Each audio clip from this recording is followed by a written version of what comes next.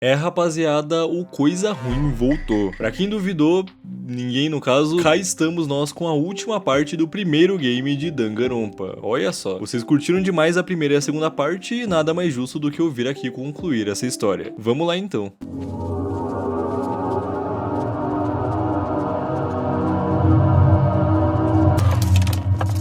Me segue no Insta e no Twitter, cara, por favorzinho. Antes de começar, um aviso pros membros do canal. Se você não for, não se importar, pula pra esse tempo do vídeo. Seguinte, gente. Já tem algum tempo que eu venho querendo melhorar as recompensas de membro do canal e nesses meses de abril e maio eu vou mexer respectivamente nelas e nos valores. A partir de maio os valores vão ser os seguintes, mas as recompensas já vão começar a valer agora em abril, pra vocês terem um tempo de testar e ver o que vocês acham. Eu não quero mudar nada assim que vocês sejam avisados previamente. Eu sou o hater número 1 da falta de comunicação e pretendo seguir assim. Desse jeito, compensa mais pra quem quiser ser membro, vai ter mais recompensa e com sorte eu consigo uns trocados a mais no fim do mês, quem sabe. É isso, muito obrigado, bora pro vídeo. No vídeo anterior a gente viu que mesmo com a tentativa de boa parte da galera de manter a calma e tentar buscar uma solução racional pro que tava rolando depois das primeiras mortes, não teve jeito. A Celeste, a princesa dona do meu coração, não aguentou conviver com os plebeus miseráveis e arquitetou um plano gigantesco que envolveu a morte do Kiyotaka e do Hifumi pra tentar escapar, mas acabou sendo descoberta e virou o maior luto que eu já enfrentei em toda a minha vida, e em sequência a isso a Sakura foi descoberta como uma impostora, e depois de gerar uma baita desunião entre o pessoal, decidiu tirar a própria vida, o que gerou um puta bafafá que quase causou mais desunião ainda, mas terminou pelo contrário, unindo a todos os restantes. Em fechamento, no meio da noite, a Kyoko chama o Makoto pra um canto, e depois dele ser esculachado pelo Monokuma por estar fora da cama enquanto ela nem dava sinal, a garota torna a aparecer com um alerta enigmático. この学園に潜む16人目の超高校級の絶望と呼ばれる女子高校生戦場ムクロに気をつけて E seguimos a partir daí. E bom, depois de ser mogado no fim do julgamento anterior, o Gabriel baixa milimetricamente a bola e decide colaborar com todo mundo na investigação do novo andar. Nele, a princípio, a gente encontra mais salas de aula sem nada em particular, mas então...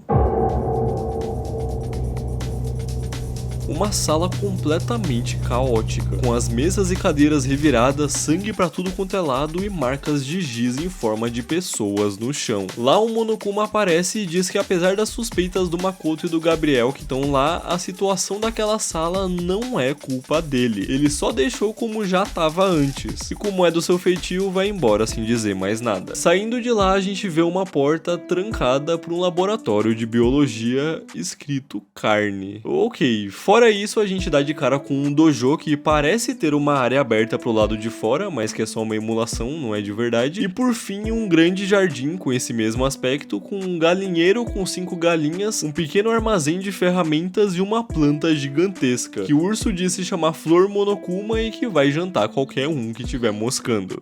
E também tem irrigadores que regam as plantas toda manhã às 7h30, lembrem disso. Pela noite a gente volta pro refeitório pra compartilhar as descobertas com todo mundo, eu não sei como é que eles demoraram o dia todo pra ver só isso. A gente confirma algo que não tinha percebido antes, que é que o 5º andar é o último do colégio. A Touko mostra que encontrou uma faca de sobrevivência numa das salas de aula e o pessoal todo diz pro Makoto ficar com ela porque ele é o menos suspeito de lá, e a pauta da sala destruída é colocada na mesa. A Kyoko sugere que talvez a tragédia de nome extenso tenha acontecido lá e o Gabriel concorda. Por fim, uma situação acontece. Como o Gabriel decidiu colaborar com geral, ele acha que tem algum tipo de autoridade, porque ele é um imbecil prepotente, e aponta que a Kyoko tá devendo uma satisfação, porque até agora ela não contou do que ela é suprema de nível escolar, o que de fato ela não contou. Mas a resposta dela é que ela não pode contar porque ela não se lembra. A garota diz que não tem memória sobre isso e por mais que pareça que pode ser verdade, o verme não se satisfaz, tomando a decisão de confiscar as chaves do quarto dela para que ela fique sem acesso e não possa dormir até contar a verdade, uma vez que uma das regras é que só pode dormir no próprio quarto. E por mais que ele não tenha poder algum para fazer isso, ninguém se opõe bastante, a menina aceita, entrega e depois vai embora. Legal. Na sequência, o Monokuma aparece do nada, puto possesso, falando que alguém roubou algo dele, não dizendo o que é e caindo fora.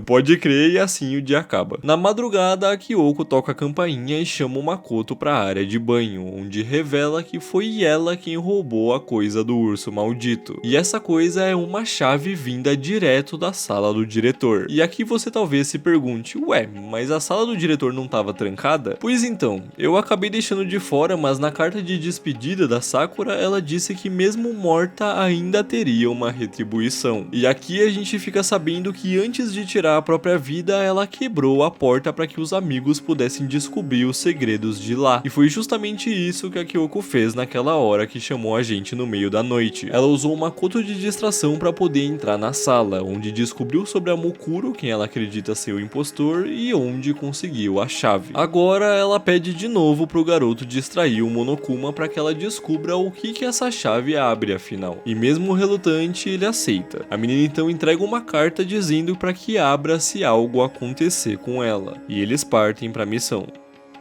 O Makoto vai lá, chama o urso, mete um louco, dá uma enrolada nele e torce pra ser o suficiente, voltando logo pra cama. Beleza, no dia seguinte, a Kyoko some.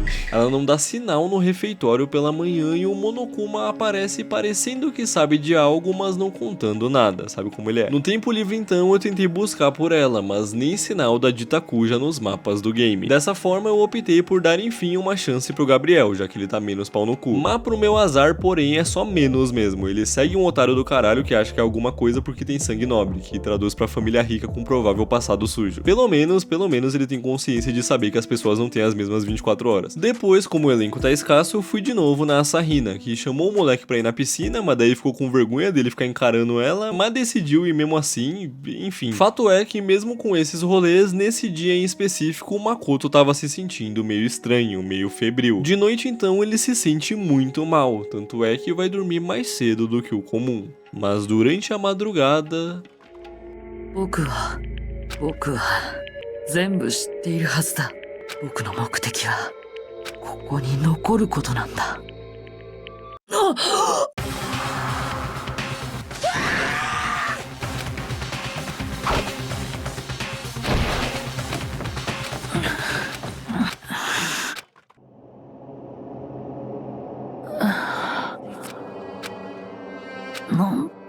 なんて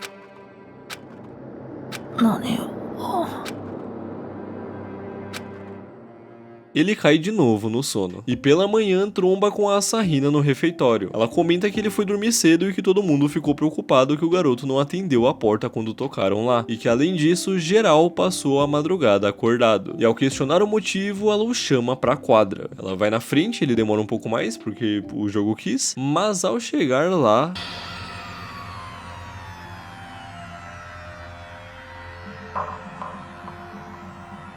Diante da confusão do colega, eles contam que o Gabriel foi falar com o Monokuma na noite passada e encontrou ele desligado, ao que chamou os outros e eles desde então pegaram pra desmontar o bicho e tentar investigar, encontrando uma bomba dentro dele, mas nada que dê muita pista de algo. De qualquer forma, como parece que o Monokuma tá fora do comando por um tempo, eles decidem aproveitar pra invadir o escritório do diretor, algo que tá nas regras que não pode fazer, e tentar conseguir informações. Eles vão lá, mas percebem que vão precisar de ferramentas, ao que o Gabriel fala pra Touko pegar no armazém do jardim no novo andar. Como uma boa pau-mandada ela vai, mas quem volta é a genocida, sem ferramentas, mas com uma informação importante, a de que tem um corpo no jardim. Mudando completamente de objetivo, todos partem pra lá, e chegando...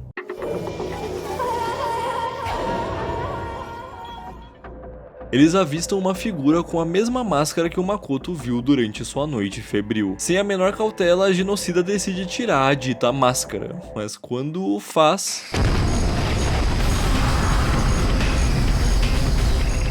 Se apressando para evitar que o corpo seja carbonizado por completo, o Makoto joga um balde de água no rosto em chamas da vítima, mas a pessoa já se tornou irreconhecível. E diante disso, especulações começam a surgir. Afinal, em teoria, a única pessoa que poderia ser o morto da vez é a Kyoko, a única que não tá lá. Mas o Makoto argumenta contando do lance do 16º estudante e a dúvida volta a pairar. E sem muitas opções, começamos uma investigação. Perto do corpo, encontramos encontramos uma chave misteriosa. Por instrução do Gabriel, a gente sai em busca do lugar que ela abre, e o local em questão é aquela sala de processamento. Uma sala imponente cheia de telas preenchidas por todas as câmeras presentes na extensão do colégio, incluindo uma TV desligada e uma antena. A sala do impostor. É de lá que o culpado por toda essa loucura observa cada passo deles o tempo inteiro. Mas uma porta com a cara do urso maldito parece carregar ainda mais mistério. Só que enquanto eles estão tentando abri-la, o diabo aparece, como se nada tivesse acontecido antes, e decidido a revelar uma informação gigantesca para eles. Que o motivo da antena lá é que cada segundo do que tá acontecendo no colégio tá sendo transmitido ao vivo para todo o mundo. Ele simplesmente roubou os sinais de transmissão e lançou o BBB Jogos Vorazes que a gente tem acompanhado. As pistas que ele veio deixando do que tá rolando e dos segredos do colégio, ele deixou de propósito para entreter uma audiência. Dito isso, ele anuncia o corpo encontrado e entrega o arquivo da vez, para que todo mundo se prepare para um novo tribunal. Desesperados, todo mundo parte ainda tentando digerir as informações para a investigação de fato, só que agora com um receio. Afinal, eles acreditaram que o cadáver pudesse ser da Mukuro, da impostora responsável pelo que tá rolando, até porque o Monokuma tinha desligado. Mas se ele voltou a dar as caras, então não tem como. A única opção é o corpo pertencer a Kyoko. Mas por mais difícil que seja, não vamos se precipitar. Vamos ver o que tem.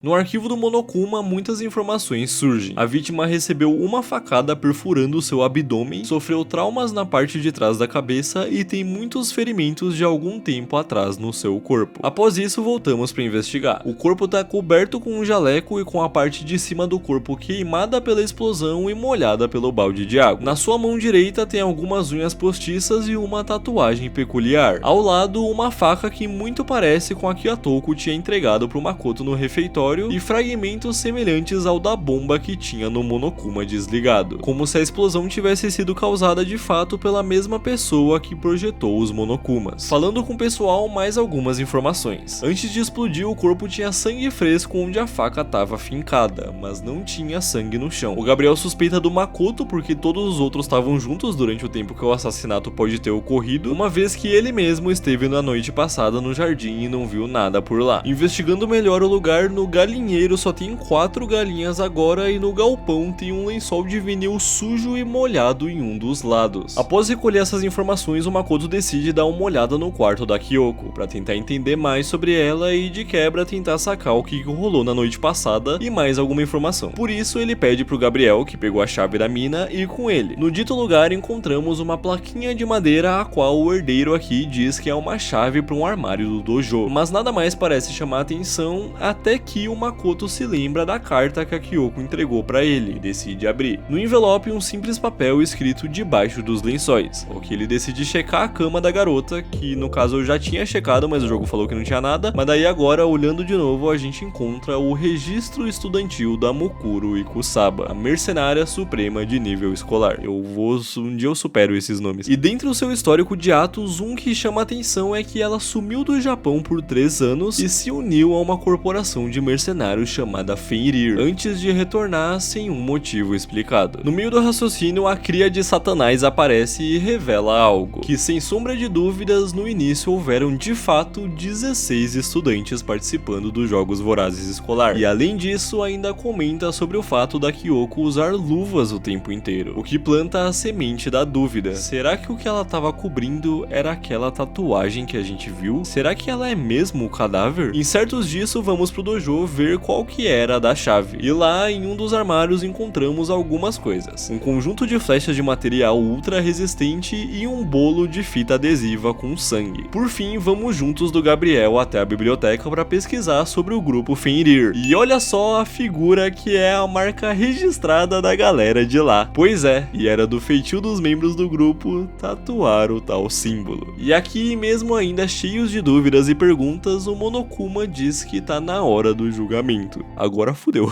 Todo mundo vai apreensivo, ainda mais quando o Monokuma diz que tá faltando uma pessoa, a aluna restante que não o cadáver no chão. E ela chega. A Kyoko. A Kyoko chega. Filha da puta, que susto da porra. Makoto pergunta por onde diabos ela esteve e ela responde que estava investigando o segundo andar dos dormitórios. Que ela descobriu que a chave de antes era uma chave mestra que abre todas as trancas do colégio. Mas mais explicações depois do tribunal. Vamos lá. O julgamento da vez é o mais tenso de todos. A gente não tem nem ideia direito do que tá rolando e vai ter que desvendar tudo pra valer durante a discussão. O primeiro ponto é quem é a vítima, e a identificação oficial é feita através da tatuagem da Fenrir, a organização da qual a Mukuro fazia parte. E sem muita enrolação, o Monokuma confirma que é ela mesma, não que tivesse muitas dúvidas a essa altura. Só que a partir dessa informação, o pessoal fica confuso, porque se a Mukuro foi morta e o Monokuma tá lá, quer dizer que ela de fato não é a impostora. Então quem que é? Eles debatem sobre, mas o urso diz que não é hora pra isso, é pra debater o assassinato. Se a Mukuro é a vítima, quem afinal que matou? E aqui, ó, a hora da reclamação. Aqui o jogo faz uma coisinha bem fia da puta. Ele fica me obrigando a argumentar contra mim mesmo. Jogo maldito, canalha, não me interessa se eu sou suspeito, eu não quero falar coisa que me comprometa. Você quer que eu fique me auto-sabotando? Sou obrigado a virar pros caras e falar, gente, se pá que fui eu, hein? Não gostei. Bom, como a Kyoko tava desaparecida e o Makoto ficou trancado no quarto durante a parte da noite e da madrugada, enquanto o resto do pessoal tava desmontando, roubou Kuma lá. Caraca, eu não botei uma vírgula nessa frase, mano. A suspeita cai pra ambos. Aqui o Makoto tenta limpar a própria suspeita, trazendo à tona um lance. O corpo foi encontrado às 9 da manhã e ele já tinha se encontrado com o pessoal às 7h30, horário que, se vocês bem lembram, os irrigadores molham as plantas e por consequência teriam também molhado o corpo. Porém, contudo, o corpo só estava molhado onde o Makoto tacou água para apagar o fogo. Ele não foi molhado pelos irrigadores. Então, ele foi parar lá depois das 7h30, no horário que o garoto já tava com o pessoal, não é? Talvez não, porque a gente viu que tinha uma lona suja e molhada de um lado, provavelmente usada para cobrir o corpo e depois posta de lado. E graças ao roteiro do jogo, naquela hora que a Hina chamou o Makoto pra quadra, em vez de ir junto dela, ele demora um tempo, dando esse espaço para ele ter subido e preparado o cenário como preferisse. Contudo, ele refuta, falando que o lençol não pode ter sido usado, porque senão o outro lado dele, que estava limpo, estaria coberto de sangue. Mas a Kyoko logo retalia dizendo que o culpado provavelmente tirou o lençol, matou uma das galinhas e usou o sangue dela para criar a cena. Por isso só tinha sangue no cadáver e por isso uma das galinhas sumiu. Com isso voltamos para estaca zero, com os suspeitos ainda sendo a Kyoko e o Makoto. Para piorar a nossa situação, a questão da faca é trazida à tona, mas ele argumenta que mesmo a faca tendo sido entregue a ele e usada na vítima, não foi com ela que a Mukuro foi morta. Dentro da própria discussão deles foi concordado que a faca foi o último elemento usado para montar a cena, quando a mina já tinha virado vascaína, e que a explosão ainda foi a cereja do bolo para atrapalhar o caso e tacar a culpa no moleque.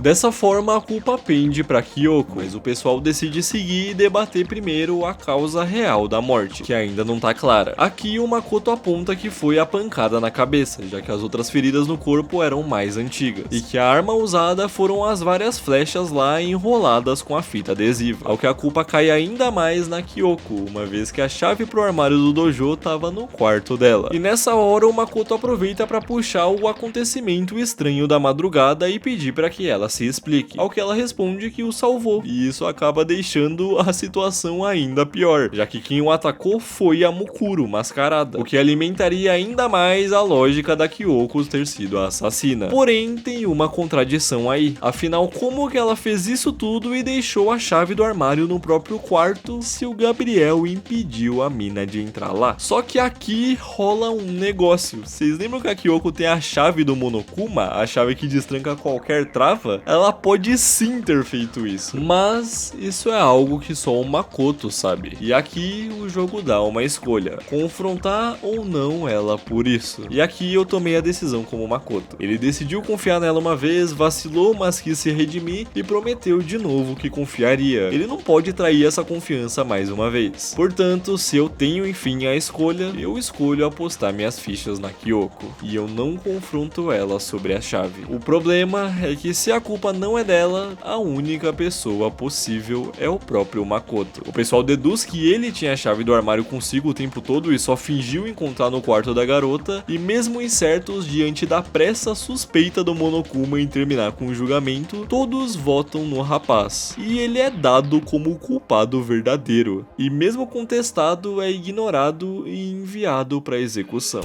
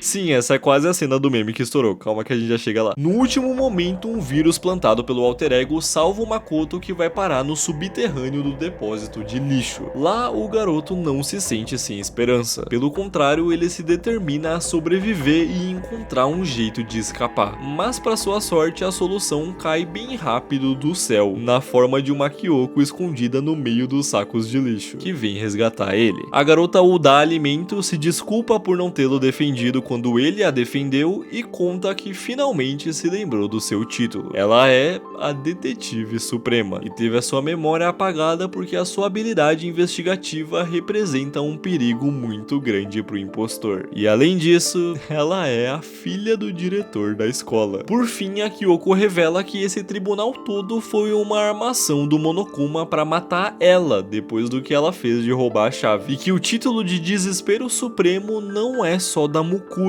mas de todos os envolvidos na grande tragédia. E com tudo isso pontuado, ela o chama para subir de volta pro colégio e ele vai, encerrando o capítulo. Mas antes, só pelo fanservice e pra eu reclamar mais um pouco, eu voltei e joguei todo o tribunal de novo até a parte de confrontar ou não a Kyoko. E se você escolhe confrontar, ela fica sem argumentos, a culpa cai na mina e temos, dentro dos planos do Monokuma, a cena que ficou tão popular no TikTok um tempo atrás.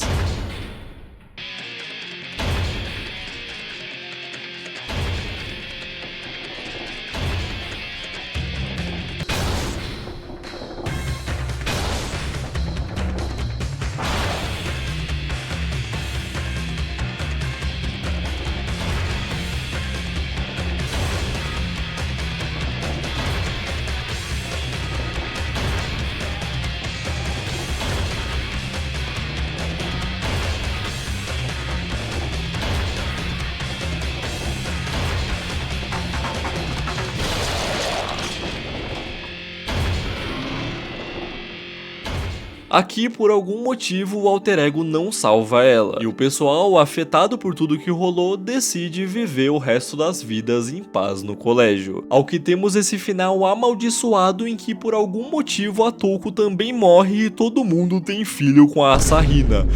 Oh meu Deus! Mas aí a gente descobre que tudo isso foi só uma viajada do Makoto. Eu não sei por que caralhos ele imaginou isso especificamente, mas sabe como é, né? Esse jogo não é de escolha de verdade, ele só finge que é. Então, no fim, mesmo que você decida confrontar a mina, ele não confronta de verdade, só dá pra seguir com outra alternativa. Boa.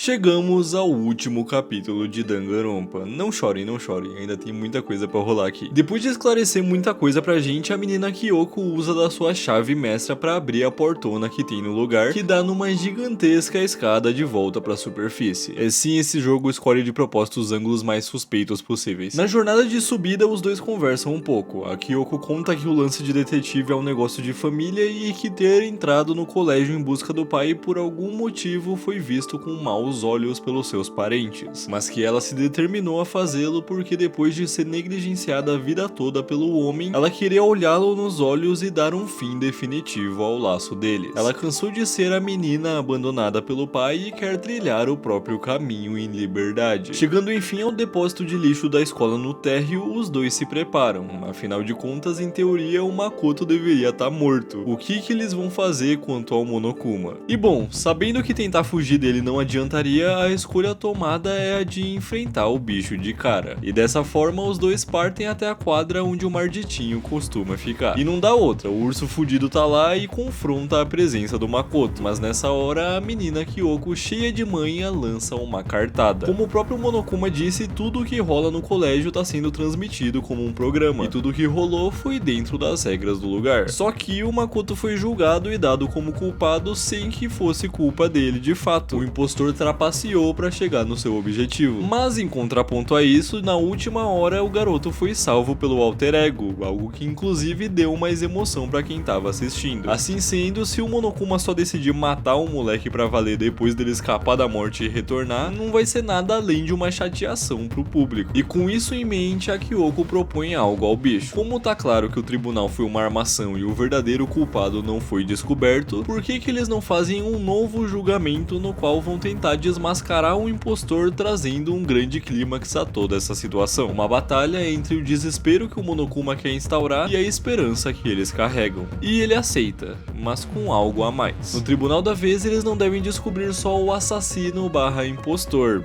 mas todos os segredos que o colégio carrega. Se eles conseguirem, todos vão poder sair, senão, cada um deles vai ser executado. Com essa nova proposta, a dupla parte para encontrar o restante do pessoal, que fica aliviado de ver o menino Makoto são e salvo. Eles contam que, diferente das outras vezes, nenhum novo local foi liberado para eles, e a dupla fala do acordo com o Monokuma. Num primeiro momento, o geral fica meio em choque, porque é uma aposta muito grande, pode custar a vida de todos, mas logo eles se conformam e decidem investigar separadamente para depois juntar o que cada um descobrir. E para equilibrar a situação, o próprio Monokuma decide abrir todas as fechaduras do colégio, e assim a última investigação começa. E nessa, como a gente já tinha visto muita coisa no capítulo anterior, o Makoto decide tomar nota do que é mais relevante investigar. O primeiro lugar então é o segundo andar dos dormitórios, e cara, que impressão forte. Uma parte enorme da região tá simplesmente destruída, inclusive um vestiário em que todos os armários estão arrebentados ou barrados, salvo alguns poucos que estão trancados. Mas a gracinha maior dessa área tá no que a Kyoko diz se tratar do quarto do diretor. Lá tem uma sala secreta na parede que só pode ser aberta por um programa no PC, mas que a menina não consegue descobrir a senha por nada. Nisso, o Makoto sugere que pode ser o nome dela, ela duvida, já que o pai sempre cagou pra ela, mas pior que realmente era. De qualquer forma, ativando o programa, a porta é aberta. E passando por ela, tem uma mesa com uma caixa de presente em cima. Pela sua reação, a Kyoko parece já saber o que tem lá dentro, mas o Makoto decide verificar, dando de cara com uma pilha de ossos do diretor.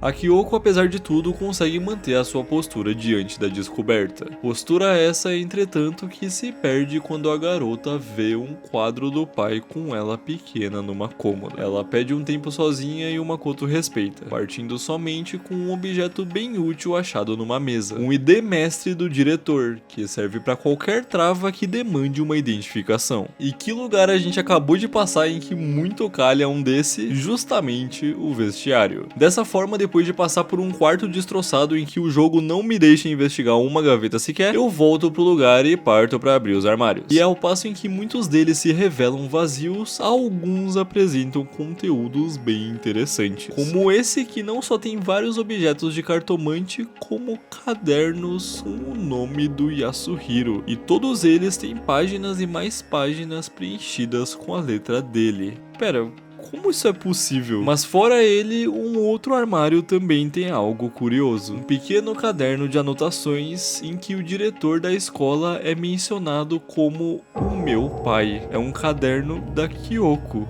De novo, como diabos? Além disso, nas anotações é mencionado o projeto para transformar o colégio num um abrigo para os estudantes. Mas a dúvida é só intensificada quando nas últimas páginas tem escrito: o desespero está entre nós. É por isso que nós fomos deixados vivos. Tem 2 deles. Mesmo confuso, o Makoto decide deixar a Kyoko ter o tempo dela antes de perguntar sobre, e parte para a sala de processamento, onde tinha aquela porta que a gente não chegou a entrar. Chegando no local, a Hina tá lá e a gente decide passar pela porta juntos, que revela o que parece ser o interior de uma nave de sci-fi, da qual de novo a gente não pode explorar nada direito. Muito obrigado, jogo. Sem a menor prudência, a menina Asahina aperta um botão escrito sala de processamento, ao que um barulho familiar é ouvido, e quando o Makoto sai pela porta, se depara com um Monokuma, controlado pela amiga, e fica fácil de entender. A sala do Monokuma é feita justamente para controlar o dito cujo, mas por algum motivo fica separada da área dos monitores, então quando o impostor controla o bicho, ele não enxerga nada pelas câmeras. É sim, mal projetado pra caralho, por que diabos fariam isso? Coloca tudo no mesmo lugar, pô. Mas bom, voltando pra sala tem uma escotilha no chão, mas o jogo não me deixa checar ela porque a Asahina decide que quer ir embora e eu não tenho liberdade de escolha aqui. Eba, acontece que quando a gente sai da sala de processamento, a porta fecha e tranca porque o impostor tava lá o tempo todo. Sabe onde? Exatamente escondido na escotilha que ele não me deixou abrir. Sala do diretor que agora tá aberta. O Gabriel mostra a página 2 do registro da Mukuro, que a Kyoko não viu junto à da primeira, e que apresenta um relatório que revela que o retorno da Mukuro ao Japão teve a ver com o chamado desespero supremo, que não é necessariamente uma pessoa só, podendo até ser um grupo. E fora isso, uma outra informação importantíssima chega. Apesar de ser uma mercenária a vida toda, a Mukuro não tinha qualquer cicatriz ou ferimento no corpo quando entrou no colégio. Saindo de lá, o laboratório de biologia agora também tá aberto. E maluco, o lugar é simplesmente, não ironicamente, um necrotério para os alunos mortos e executados. Ah, e tem uns lençóis de vinil lá também. Locais relacionados ao assassinato. No dojo não tem nada, falo mesmo. E no jardim, o corpo sumiu. Puta merda. Agora deu caralho mesmo. Nessa hora, porém, o Monokuma anuncia que tem uma pista pra todo mundo na quadra. A gente vai e se depara com uma foto de classe, em que todos menos o Makoto aparecem. E mais do que isso, todo mundo que também pegou a dica fica esquisito. É obviamente uma armadilha e os bonecos sendo burro pra variar. Voltando ao laboratório de biologia, a gente encontra a genocida, que sai vazada, e uma das gavetas de cadáver aberta. Ao que a Kyoko chega e a gente identifica como sendo, sem sombra de dúvidas, a Mukuro. Analisando o cadáver, a garota diz que a pancada na cabeça aconteceu depois da morte, e que a causa real deve ter sido os vários ferimentos no corpo. O Makoto contesta falando que eles são antigos, mas ela diz que não, que eles não aconteceram nos últimos dias, mas não necessariamente são antigos, e que são a causa mais provável da morte mesmo. Ao fim da análise, o Makoto comenta do caderno com as anotações da Kyoko que achou no armário, e a garota fica intrigada até porque isso linka num lance que ela encontrou, um DVD com vídeos estranhos. Ela entrega pra ele e indo pra sala de vídeo nos deparamos com entrevistas com cada um dos alunos do colégio aceitando a condição de serem isolados do mundo. Inclusive o próprio Makoto aparece lá. Mas a energia da sala de vídeo é cortada antes que o garoto possa ver todo mundo. E o Monokuma anuncia que tá na hora do tribunal. O último de todos. O tribunal dessa vez, pra surpresa de ninguém, é o mais longo do jogo. Afinal, muita coisa há pra ser discutida, compreendida e revelada aqui. No início dele, a desconfiança pela armadilha em forma de dica do urso já começa, de novo porque os personagens são meio burro. Mas o Makoto logo explica que foi tudo feito justamente pra eles brigarem, achando que todos os outros são impostores, uma vez que o dono da foto nunca aparece nela. Apesar disso, ele diz que as fotos parecem sim ser autênticas e que o motivo pro pessoal não lembrar é que todos eles perderam suas memórias. E pra provar isso, ele mostra o DVD CD com as gravações das entrevistas, das quais nenhum deles se recorda. E com essa prova apresentada, o Monokuma confirma que de fato apagou as lembranças de todos, mas manda eles voltarem para a questão principal primeiro, o assassinato. O Makoto traz à tona o lance do impostor controlar o urso através da sala de comando lá, e também as conclusões que chegou com a Kyoko da causa da morte e seus vários ferimentos, e de que isso não aconteceu agora, mas algum tempo atrás. Essas questões, porém, entram em conflito com o ataque noturno no quarto do garoto, já que a suspeita era Mukuro, mas ele refuta dizendo que quem o atacou no fim das contas não foi a mercenária, porque a pessoa tinha as mãos sem tatuagem. Nisso, o Monokuma tenta atacar a culpa pra Kyoko, mas para provar a sua inocência, ela tira as luvas e revela queimaduras intensas em ambas as mãos. Não foi nenhuma das duas que o atacaram. Mas vem cá, se não foi a Mukuro, se não foi a Kyoko e se não foi nenhum dos outros, quem que foi? A única resposta possível seria o impostor. Porém, contudo, o próprio Monokuma já disse previamente que nessa escola só pisam os estudantes. 16 no início, contando com a Mukuro que estava escondida, e agora os 6 sobreviventes restantes. O que tá rolando então? Quem que é a porra do impostor? Mas nessa hora, a Kyoko puxa uma contradição nesse raciocínio. Sabe o laboratório de biologia que tava servindo de necrotério? Então, ele só tava abrigando 9 corpos. Mas como? Se em teoria morreram 10. E a resposta pra isso vem quase junta da questão de quem afinal é o impostor. É que uma das pessoas morreu 2 vezes. Ou melhor dizendo, uma das mortes foi falsificada. A morte da Mukuro. A parada é que antes de ser dada como morta nesse último caso, ela já tinha sido morta, assumindo a identidade da Enoshima Junko. Vocês lembram que a Junko foi morta lá no início, perfurada por várias lanças depois de atacar o Monokuma? Pois é, a verdadeira Junko ainda tá viva. A pessoa que a gente viu sendo morta naquela hora era a Mukuro disfarçada. Desde o começo sempre foi. Ela escondeu a tatuagem com base, se disfarçou e lá ficou até o momento da sua morte repentina. O lance é que as duas em algum momento trabalharam juntas. As duas são parte do desespero supremo. O Monokuma tenta meter um louco falando que não ia ter como ela se passar pela outra, mas o Mukuro reforça que ele até tentou esconder o rosto verdadeiro da Junko, desligando a gravação das entrevistas antes dela aparecer e entregando somente fotos em que o rosto dela não aparecia pra eles, justamente de forma que não desse pra comparar as duas. Não tem dúvidas, o raciocínio tá certo. E é isso, com todas essas provas na mesa, o urso não tem mais pra onde fugir. E na verdade, ela nem quer fugir.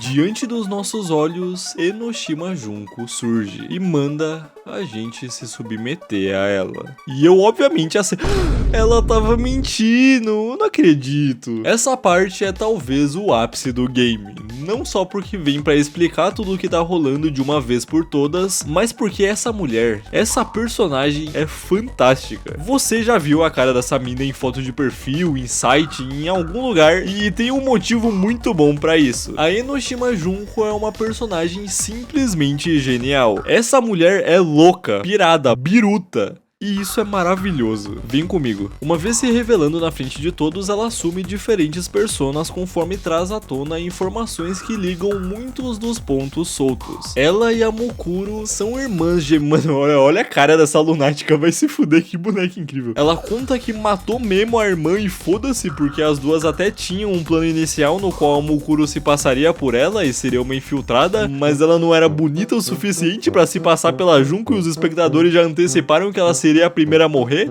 Daí a Junko foi lá e matou mesmo e pronto. E algo que a gente percebe é que a Junko é, sem sombra de dúvidas, uma louca esquisita e inconstante. Um transtorno de personalidade que vive em prol do desespero. Conforme fala pros outros que o motivo de tudo que ela tem feito é a esperança. Que o desespero existe justamente por causa da esperança. Que roubar as memórias deles serviu pra dá-los esperança. Porque os fez desejar pela liberdade. vontade, desejar sair da escola. E tal desejo só existe em cada um deles porque eles se esqueceram do que aconteceu com o mundo. Eles não entendem direito e ela decide mostrar.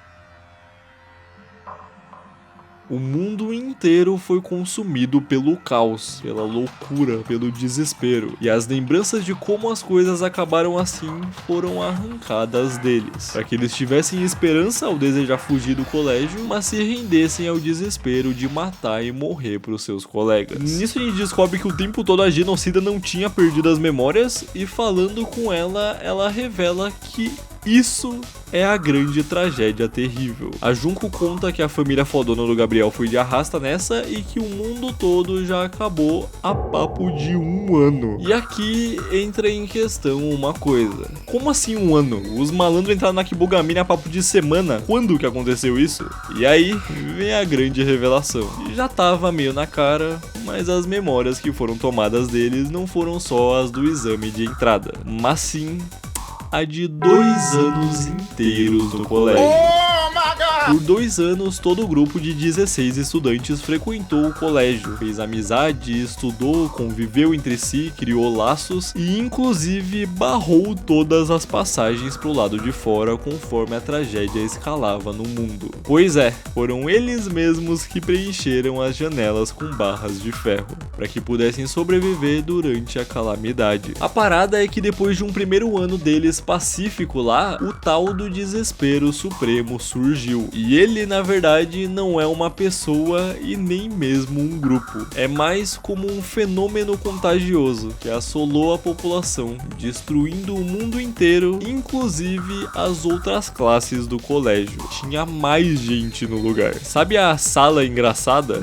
Então, nisso começou o plano do diretor para abrigar o pessoal que sobrou lá e todo mundo colaborou no projeto de isolar a escola. Acontece que tinha a porra das irmãs desgraça lá, e mesmo protegidos do lado de fora, eles não estavam das gente boa aí. E a dupla basicamente bolou o plano de pegar esse grupinho isolado, apagar as memórias de geral e botar pra se matar, pra poder transmitir pro mundo e mostrar que não adianta. Não adianta juntar os detentores da esperança da humanidade num lugar. O desespero sempre vai reinar no final. Ele sempre vai prevalecer acima da esperança. Ou pelo menos é o ponto que a Junko buscou escancarar, matando até a própria irmã para utilizar do próprio desespero de tirar a vida de alguém que ama só para provar o seu ponto insano. Mas não, eles se recusam a ceder a essa ideia. A Junko propõe para os outros que se eles quiserem ela os deixa continuar em segurança no colégio para sempre, mas em troca da vida do Makoto. Mas se eles escolherem matar ela, a impostora, o purificador de ar do colégio, que é o que permite a sobrevivência lá, vai ser desativado e eles vão ser obrigados a confrontar um mundo lá fora. Mas ainda assim, com o incentivo do amigo, eles aceitam esse destino. Eles se determinam a apostar na esperança no meio de um mundo coberto pelo desespero. E eles votam contra a Junko. E papo reto, os malucos nem queriam executar a mina, mas vocês viram como ela é lunática, a própria escolhe morrer só pra poder desfrutar do próprio desespero.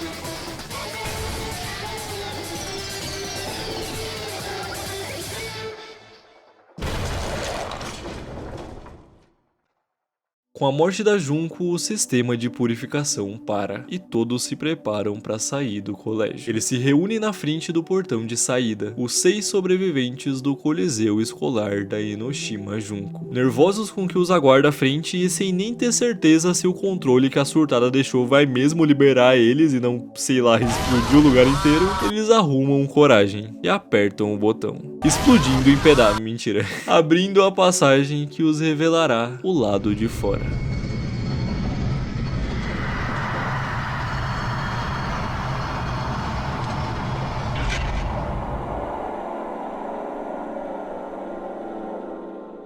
E o jogo acaba.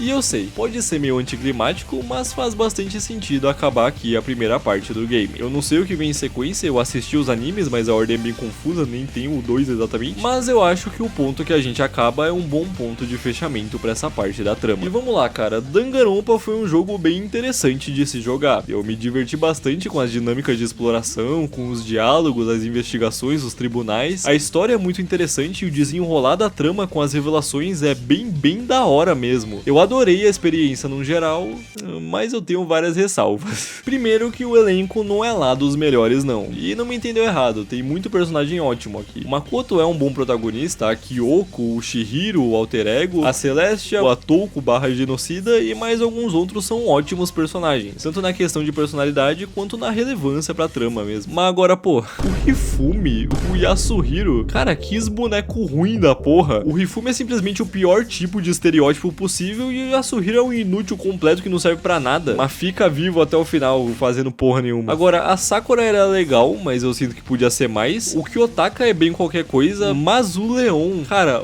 o Leon era da hora. Ele tinha muito que ter durado mais. O jogo tinha demais que ter colocado o Yasuhiro pra morrer primeiro e deixado o Leon seguir até o fim do jogo, se pá. Eu já reclamei da chateação, que é tudo ter que ser o Makoto que explica. Eu sei que, pô, é um jogo e ele é o protagonista, mas a forma como acontece é quase como se os outros personagens não tivessem autonomia. Tudo tem que pedir pra ele falar. Agora, outra coisa que me incomodou, principalmente nesses últimos capítulos, é a limitação de exploração e investigação. Vira e mexe, a gente vai parar num cenário cheio de elementos que só dá pra olhar 2, 3 coisas. Poxa, se é um game de investigação, eu quero poder investigar tudo. Eu quero olhar as gavetas, embaixo da cama, nas coisas, sabe? Olha, por exemplo, o take do quarto destruído e da sala do Monokuma, que eu nem consegui tentar olhar a escotilha onde por acaso a Junko tava. É muito limitado o que eu posso investigar. Fora isso, os momentos em que as escolhas não importam, como quando o jogo não te deixa contar da Sakura pra Kyoko, e como a escolha de confrontar a mina no tribunal não é uma escolha de verdade. Pô, eu entendo que o jogo tá tentando contar uma trama linear, mas então não me dá opção, cara. Mas pra finalizar, eu tenho uma opinião um tanto impopular, porque ao jogar e finalizar o game, eu continuo gostando bastante do anime de Danganronpa, e eu francamente não entendo o porquê tanta gente detesta. Eu entendi, ele é muito mais corrido, mas ainda é super fiel à obra original na estética, na dinâmica, e no fim das contas eu sinto que ao passo em que o anime é corrido, o jogo é muito enrolado. Podia ser bem mais sucinto, bem mais direto ao ponto. Eu acho que um peca pra mais e o outro pra menos, mas eu gostei. No geral eu ainda gostei e eu ouvi que o primeiro é o piorzinho, então eu admito que eu tô bem curioso pros próximos. Mas então, meus queridos, é isso. O que vocês acharam da conclusão de Danganronpa? Vocês querem que eu traga os próximos? Deixem aí nos comentários pra gente trocar uma ideia. No mais, curte e hype o vídeo se você tiver gostado, se inscreve no canal pra não perder os próximos, considere se tornar membro pra me dar uma ajudinha com o canal, e eu já deixo aqui um agradecimento aos membros, os maiores desbravadores do submundo que são Dominique Brito, Laricenha, Calmito 10 e Dominique Saleiro, e um especial aos senhores do submundo que são Matheus Nicolas, Teis Porto Fraga, Artemis Diana, Tainara Fiuza, João Victor Cruz Vieira, Maria Joneia, Arthur Rocha, Rafaela Bartoli, Guilherme e Raydor Flex. Obrigado pela força. Minhas redes sociais estão aí na tela se você quiser me seguir, e é isso, até uma próxima, falou! Eu tô trabalhando